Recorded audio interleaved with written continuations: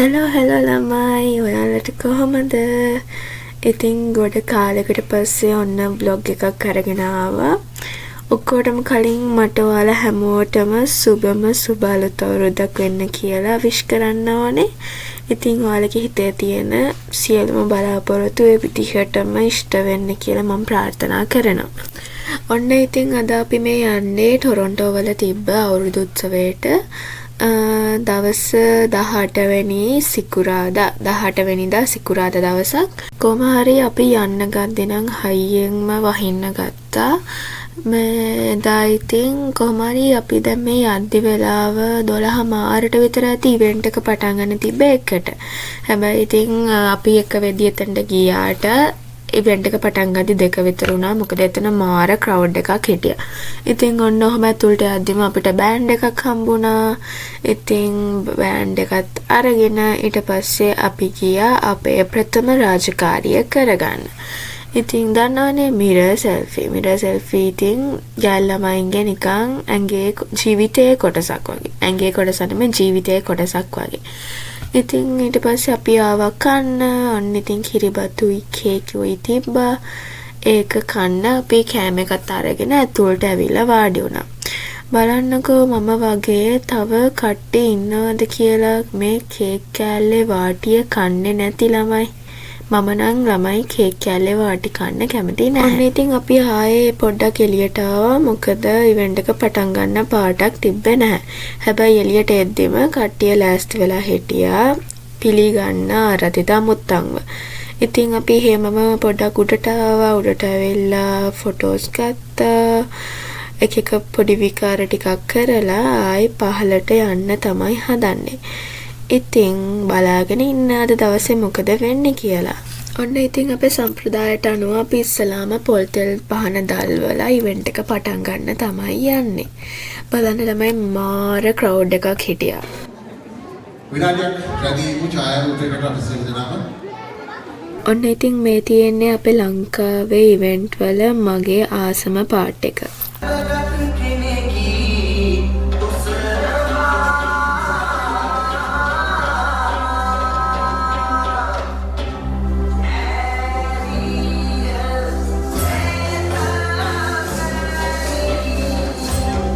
මම ඉතින් වීඩියෝ කර ඉන්න නිසා හරියට ඩාන්ස් එක බැලුවේ නෑ. මොකද වීඩියෝ කරාට පස්සේ ඕන වෙලාවක කැමති තරමක් බලන්න පුළුවන් නේ.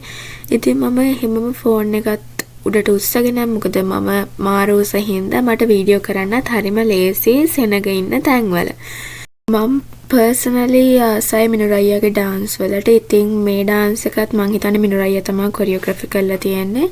ඉතින් මාරම ලස්සනයි. ඉතින් මම එයාගේ ඩාන්ස් එකේ චුට්ටක් දිග වීඩියෝ කැලක් ඇඩ් කරලා තියෙනවා. බලන්න ඔයාලත් ආස වෙයි.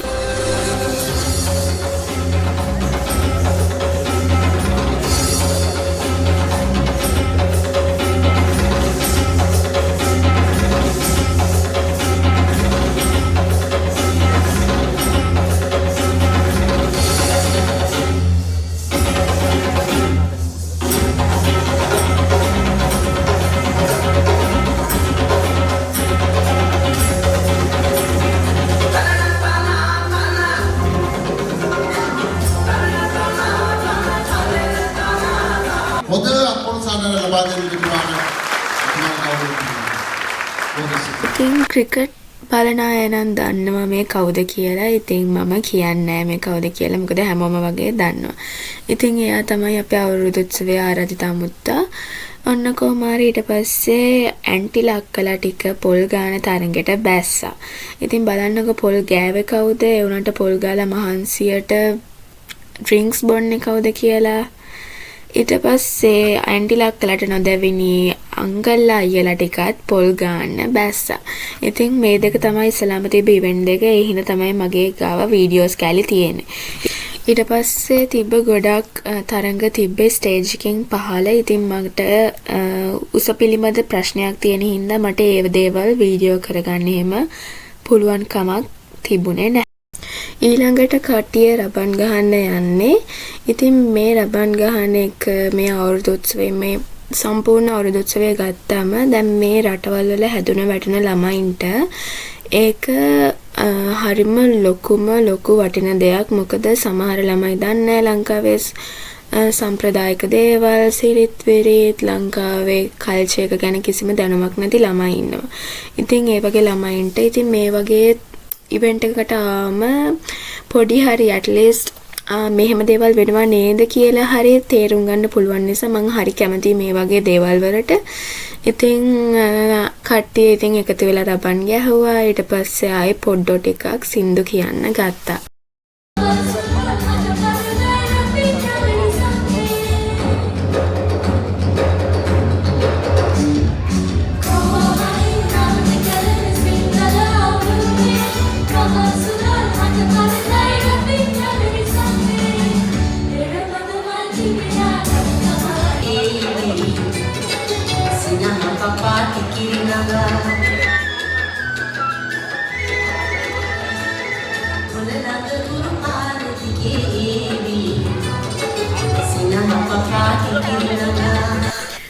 මේ වෙද්දි නම් මාර සෙනගක් ඇවිල්ලා හිටියේ අඩුම තරමේ එහෙට මෙහෙට යන්නවත් ඉඩ නැති තරම්.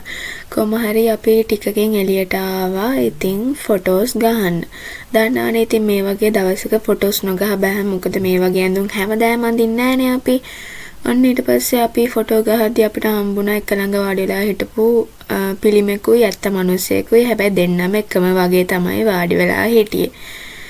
ඊට පස්සේ අපි ආවා මගේ ආසම අවුරුදු ක්‍රීඩාව බලන්න. මේක නම් මාර ෆන් ළමයි ඇත්තටම. ඔය කොළ පාට ෂර්ට් එකක නංගින්න ටීම් එක මගේ කොලෙජ් එකේ යාළුවෝ සෙට් එකක්. ඉතින් මම යාළුවට තමයි චියර් කළේ.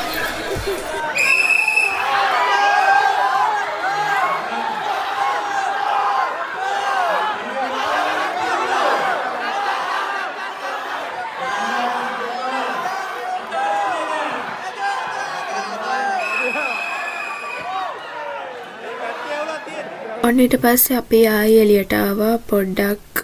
මොකද ඒක ඇතුලේ ඉද්දි ඔළුව රිදෙනවා ළමයි. මොකද ඒ තරම් සෙනඟ. ඊට පස්සේ මෙන්න ඉන්නවා අපේ වැඩෝ ටික. ඉතින් කඹ ඇඳලා ඇවිල්ලා දැන් මහන්සියට තේ බොන්න තමයි යන්නේ මේ ළමයි ටික.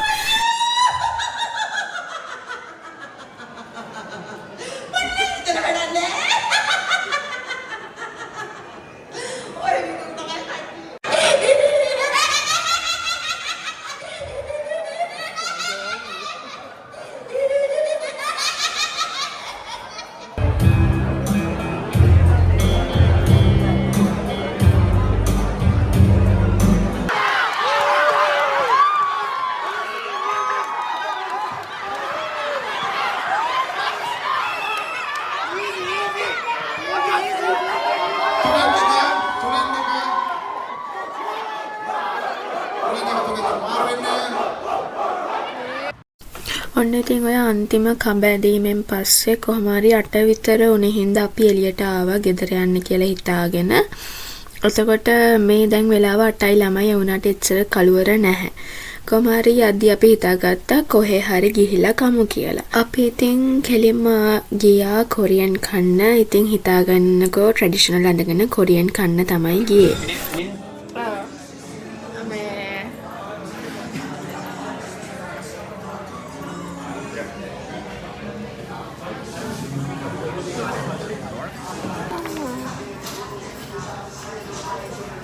ඔයාලට මොකද හිතෙන්නේ මේ සරමක් කනන් කොරියන් කන්න ආපු එක සම්බන්ධ ට්‍රැඩිෂනල් විදියට මේක නිකන් මේ අර චැලෙන්ජ් බ්ලොග් එකක් වගේ.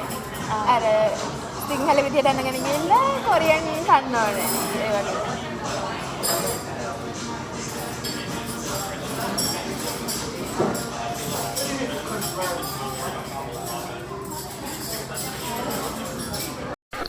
දහට වෙනි සිකුරාදා කියන්නේ ගුඩ් ෆ්‍රයිඩේ නිසා එදා මාර බිසි. මෙතන අපි ආපු ස්පොට් එකත් ඒ වගේම එතන හිටිය ඔක්කොම කොරියන්, ජපනීස්, චයිනීස් අය. ඉතින් තේරෙනවානේ මාර එම්බැරසින්. මොකද අපි හැමෝම ඒ කියන්නේ අපි පස් දෙනාම සරන් ඇඳගෙන ඉද්දි. ඉතින් මේ තමයි අපි ගත්ත කෑම ටික. අපි එක එක જાතිය කෑම ගත්තා. එතකොට අපිට try කරන්න පුළුවන් හැම જાතියක්ම. ඉතින් ඒ කෑම ටික නම් මාරම රහයි. මම ඒක රේට් කරනවා 11 out of 10. ඒ තරම් so good. ඉතින් I will go definitely again soon. මොකද මම ඒ කැම ටිකට මාරම ආස වුණා. ඉතින් කොහොම හරි අපි කද්දි බලන්න මගේ vlog එකට එකතු වුණ අලුත් යාළුවා. ඉතින් අපි කතා කර කෑම ටික ඉතින් නිදහසේ කෑවා. අපි මේ හම්බුනේත් මාසෙකට විතර පස්සේ. ඉතින් අපිට කතා කරන්න දේවල් තිබ්බා. එක ඒව ගැන hina වෙවි. කලින් වෙච්ච දේවල් ගැන කියව ඉතින් අපි හිමීට කෑවා. කාලා ඉතින් ගෙදර යන්න තමයි හදන්නේ. අදට vlog එක ඔච්චරයි. ඊළඟට මම කලින් වීඩියෝ කරපු vlogs දෙක තුනක් තියෙනවා. ඒවා ටිකත් ඉක්මනට ගේනවා.